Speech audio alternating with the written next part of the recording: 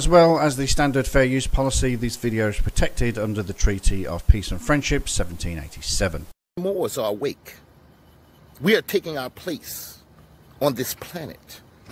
Tulsa police arrest a man who said he was a sovereign citizen who refused to give them his information or cooperate and then bit an officer during his arrest. Say what? Wait a second. Did I just hear that correctly? A Moorish sovereign citizen was pulled over by the police and he bit an officer during the arrest? How in the doohickey does someone go so deep down the Moorish rabbit hole that this are their actions? I can't believe it. This is absolutely ridiculous. News on 6's Reagan Ledbetter has the story. Police say Antonio Holloway told them during a traffic stop that he was Moorish and didn't answer to the U.S. Constitution. They say he rolled up his window and drove home. Officers followed him home and arrested him. Why in the doohickey would you flee from the police and take them to your home? These Moorish sovereign citizens got to be the stupidest people on the planet. Tulsa police say they pulled Antonio Holloway over, and when they asked for his name and driver's license, he refused. Police say Holloway told officers he was a sovereign citizen, refused to cooperate, and drove off.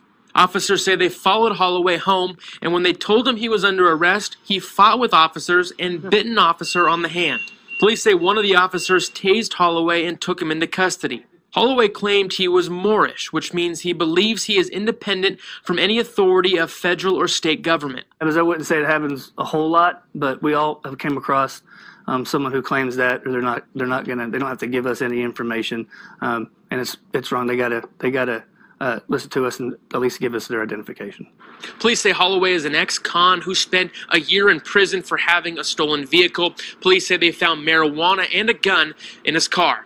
In Tulsa, Reagan Ledbetter, Oklahoma's own News on 6. Okay, so Holloway was an ex-con who had previously spent 1 year in prison.